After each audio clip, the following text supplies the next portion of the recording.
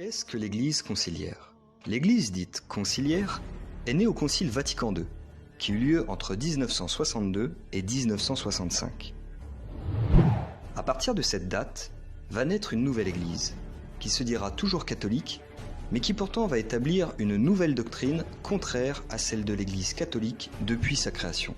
Cette nouvelle Église va établir une nouvelle messe, ainsi qu'une nouvelle liturgie, de nouveaux rites d'ordination des évêques et des prêtres, et par la suite même, un nouveau code de droit canon.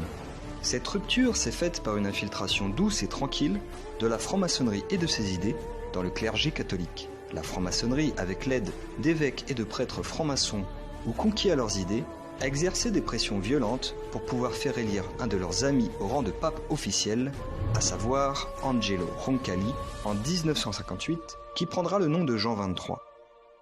Puis ceux-ci ont orchestré un coup d'État lors du Concile Vatican II, en obtenant la révocation des anciens schémas établis par la Curie pendant les années de préparation du Concile et en plaçant des agents modernistes dans les nouvelles commissions préparatoires, afin de prendre le pouvoir au sein du Concile et ainsi pouvoir définir les bases doctrinales de leur nouvelle religion. Ayant désormais le pouvoir grâce à leur faux pape, ces individus ont écarté de l'institution catholique officielle les évêques et prêtres qui s'opposaient à leurs hérésies et refusaient d'accepter leurs nouveaux dogmes et leurs nouveaux rites. Ces infiltrés, ayant pris possession de l'ensemble de l'institution catholique, ont donc pu faire un pacte de paix avec le monde contre lequel l'Église catholique était en guerre depuis sa création. Car si le rôle de l'Église catholique a toujours été de combattre contre la corruption du monde, la concupiscence de la chair et le pouvoir de Satan, qui est le prince de ce monde, nous dit la Bible, depuis Vatican II, cette nouvelle Église a déclaré, elle, qu'il fallait désormais se réconcilier avec ses anciens ennemis et entamer un dialogue de paix afin d'établir une paix durable. Il existe ainsi 3 points de rupture principaux entre l'Église catholique et la secte conciliaire, à savoir, premièrement, l'abandon de l'apostolat sur les fins dernières.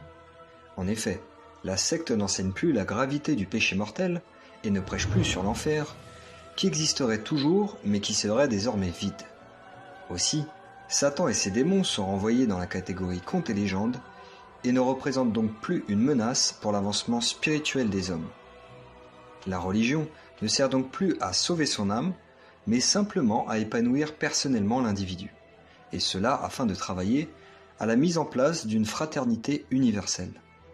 Deuxièmement, la réconciliation avec le monde, qui n'est plus un ennemi comme le proclame le Christ, « Le monde me hait parce que je rends de lui ce témoignage que ses œuvres sont mauvaises », mais il devient désormais un allié avec qui il faut collaborer.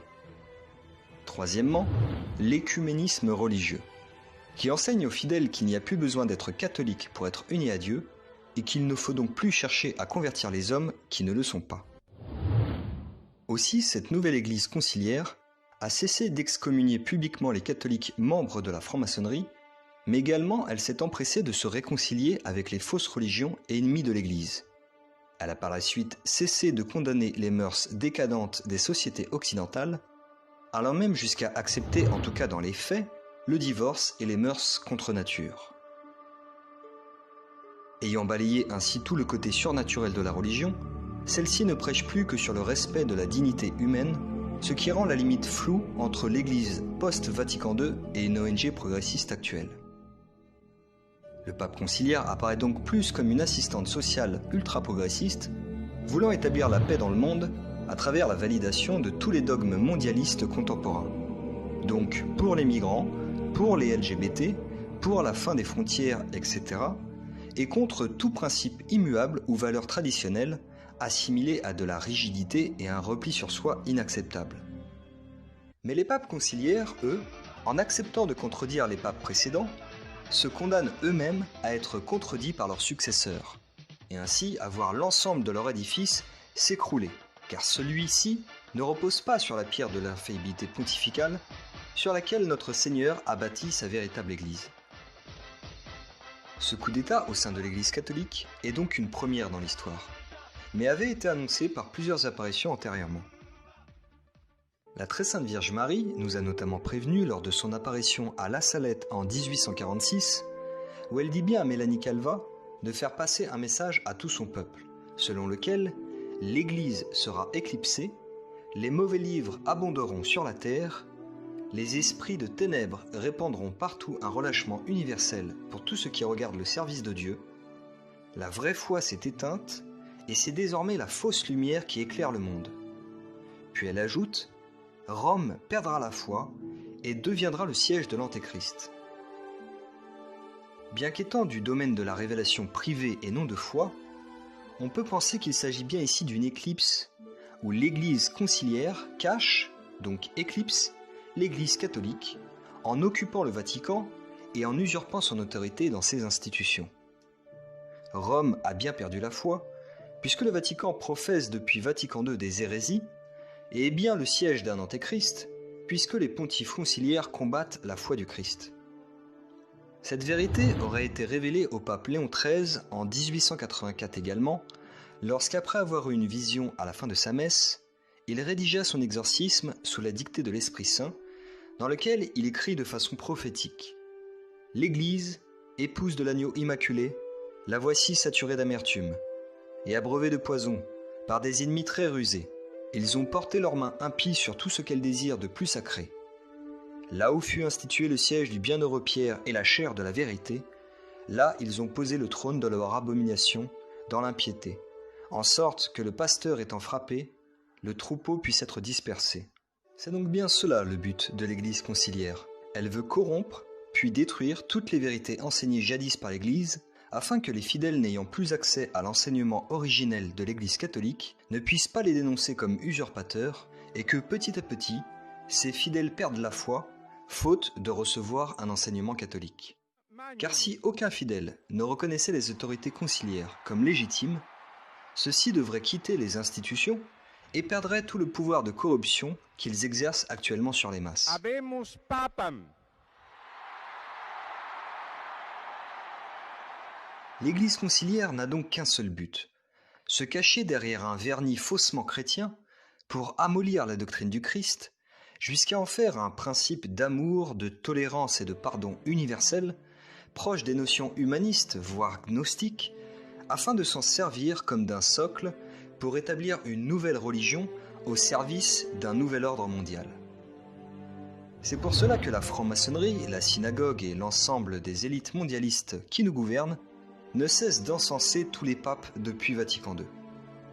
Pour illustrer cela, on pourra citer en premier lieu les actes de Jean XXIII, parus dans 60 ans de religion conciliaire du collectif Saint-Robert Bellarmin.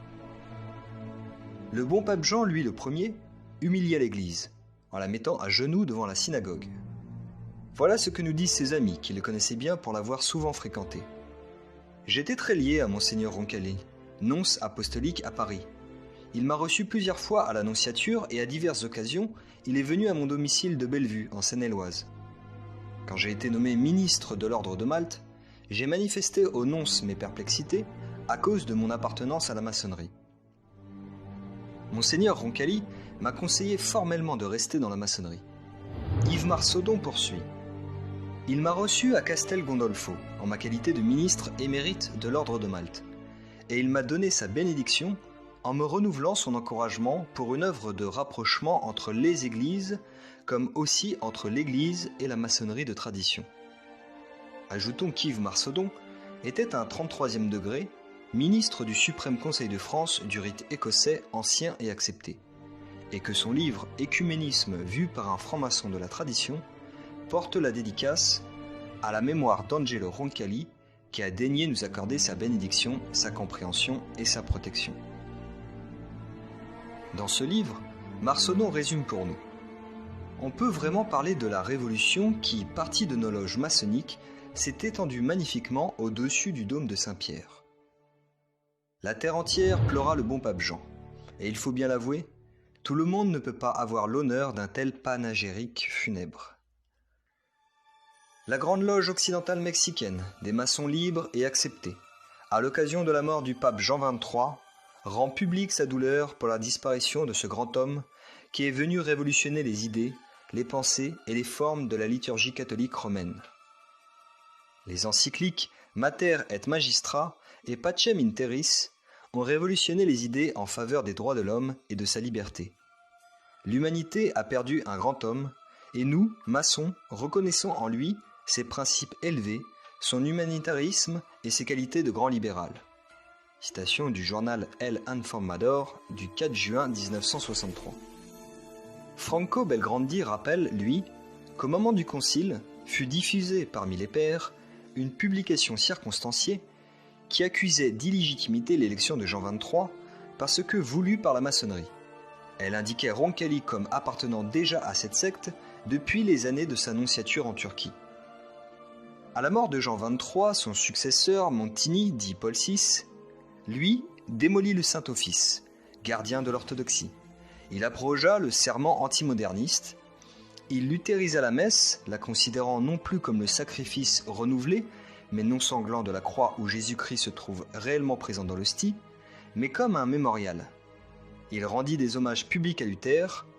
Il jeta toute la tradition aux orties, voulut que l'on quitte la soutane pour l'habit civil, permit des concélébrations avec des pasteurs anglicans, permit la communion dans la main en mini-jupe, abolit le latin dans la liturgie, fit tourner les autels vers le peuple, les remplaça par des tables pour la scène protestante, laissa démolir les dogmes, laissa brouiller les sacrements, changeant les rituels, les rendant douteux ou invalides, etc.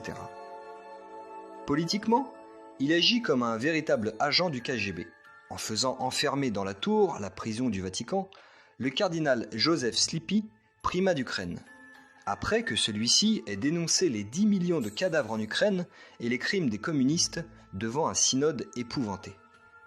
Montini, futur Paul VI, alors secrétaire d'État, pour avoir trahi le Vatican avec les services secrets soviétiques. Le cardinal Eugène Tisserand avait des archives continuellement mises à jour qui contenaient les lettres de Monseigneur Montini, signalant au KGB soviétique les noms des prêtres et des évêques que Pie XII envoyait clandestinement en Union soviétique auprès des catholiques opprimés et persécutés.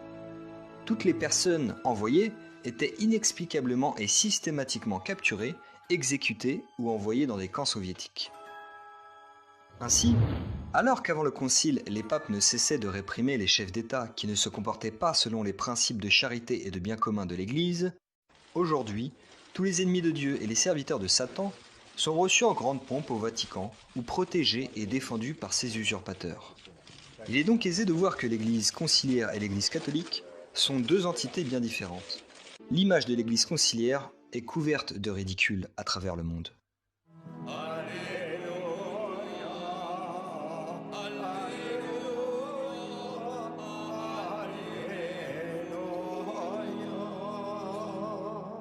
Je vous appelle mes amis, dit le Seigneur.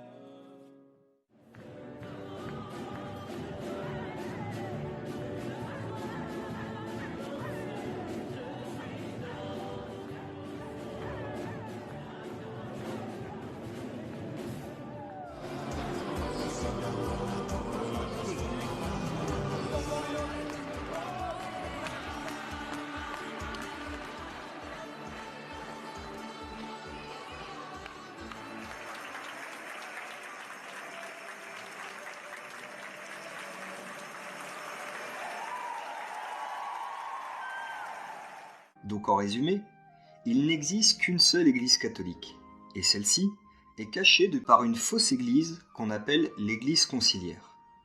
L'Église catholique étant le corps mystique du Christ, il semble qu'elle doive subir le même destin que lui. Et comme le Christ est mort et est resté au tombeau 3 jours pour la plus grande consternation des apôtres qui avaient oublié les promesses de sa résurrection, l'Église catholique semble, en apparence, morte elle aussi. Mais elle est pourtant bien vivante, et espérons qu'elle manifestera bientôt ses plaies glorieuses à ceux qui ont gardé la foi en elle, telle la très sainte Vierge Marie, qui seule avait gardé la foi en son divin Fils après sa mise au tombeau, et qui donc eut la première le privilège de recevoir la visite de son divin Fils ressuscité. Aussi, il faut donc absolument refuser de pactiser avec cette fausse Église ennemie du Christ, et rester fidèle à la Sainte Église catholique de toujours et à la foi de nos pères.